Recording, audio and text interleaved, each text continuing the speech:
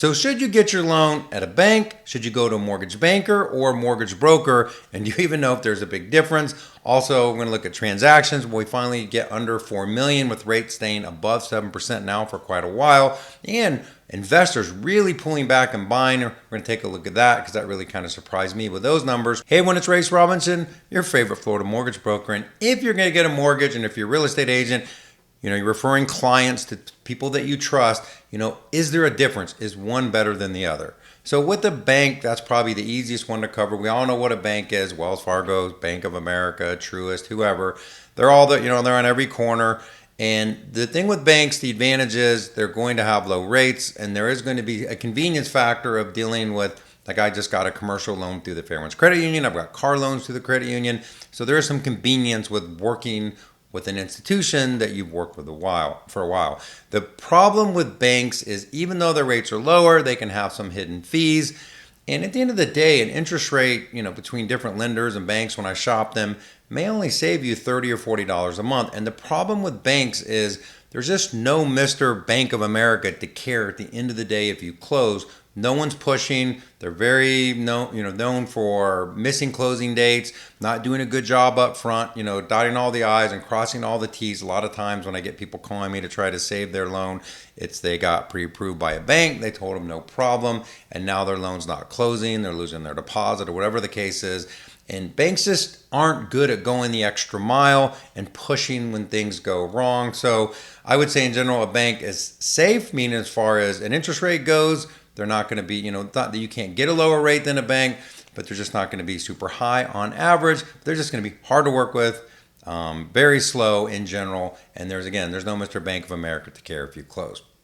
Now, mortgage bankers are pretty much everyone else for the most part.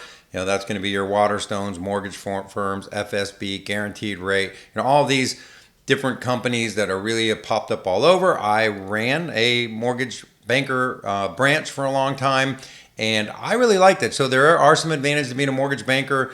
One advantage of a mortgage banker, sometimes they have more, special programs that maybe we don't get because I'm a mortgage broker. You deal with a lot of times with the same underwriter, which can be an advantage or disadvantage, and you get to know the process really well. And some mortgage bankers really do have it down to well-oiled machine. The only disadvantage I have, with a mortgage banker is usually they're more expensive. And that's no secret because what they're doing is they're typically using a line of credit to fund your loan. So you're funding with that particular mortgage banker. And then what they're going to do is they're going to sell that loan to a big institution on the back. It could even be a Wells Fargo or Bank of America. You tend to have more layers on the mortgage banker side. That's one of the reasons that I kind of became a broker, is not only do you have loan officer, you've got a branch manager, you've got a lot of staff to basically fund those loans, deal with the warehouse line, and sell those loans. But to make it simple, if there is any disadvantage of a mortgage banker, I would say, one, they're usually more expensive. The rates can be a tad bit higher in some cases. And then two, they do work with the same people, but one of the disadvantages when I found when I was a mortgage banker, if you have a problem, you need someone to go to bat for you. Sometimes you're dealing with the same group of people you're going to be working with all the time. And I found myself really reluctant to go after an underwriter or go over their head because I knew I might be working with this particular person on the next 5 files. And so that could be a disadvantage. What's the difference with a mortgage broker over a mortgage banker? When I do a loan for somebody, we'll shop different banks, different places to bring the loan based on the scenario.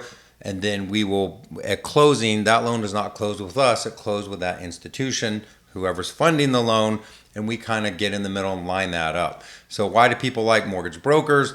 Usually more options. We usually a lot less cost. It's a lot faster. It's a lot more streamlined. So at the end of the day, I think brokers are cheaper and faster and sometimes easier to work with. I think mortgage bankers may have some convenience. They may have a good process. They may have a really good team that kind of handles everything. They may have some special programs. And banks, in general, they're going to be the hardest to work with. So who should you pick? I honestly think it really depends on the person more than the mortgage banker or broker, because really it's the person that putting the loan together, dotting all the I's, crossing all the T's, and doing all the work up front.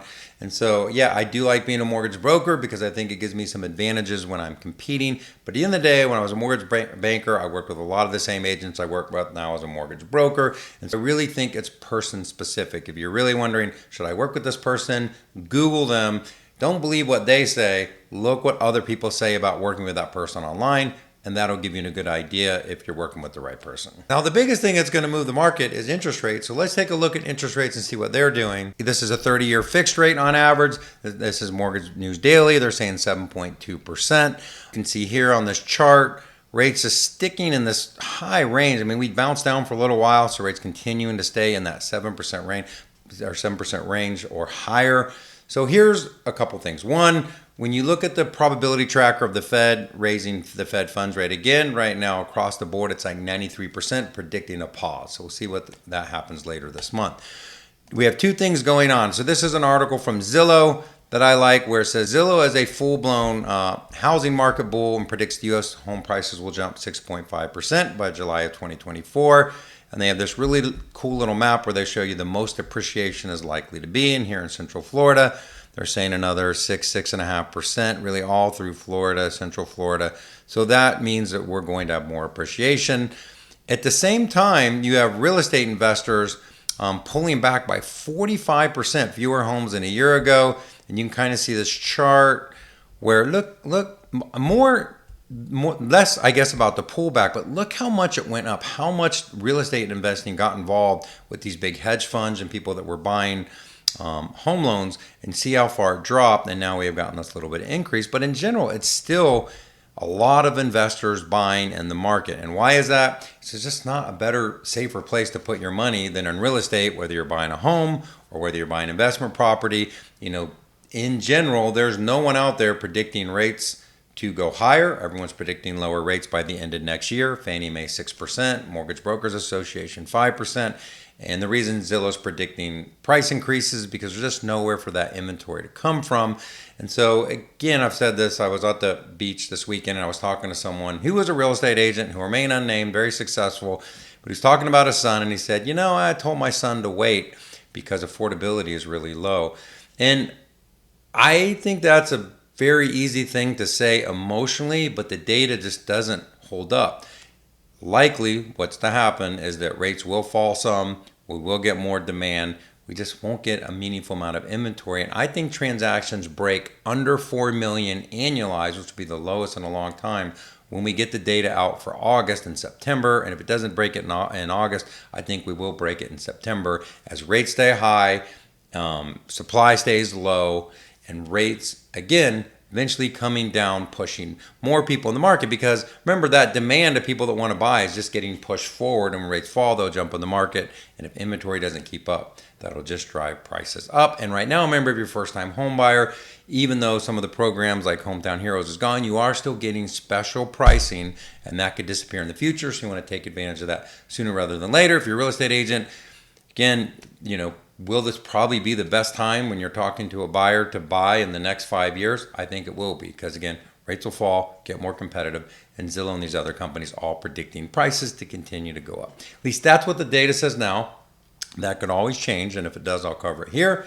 As more information becomes available that moves the market, I'll cover it right here on these videos. Have a great day. Have a great week. Talk to you soon. Bye-bye.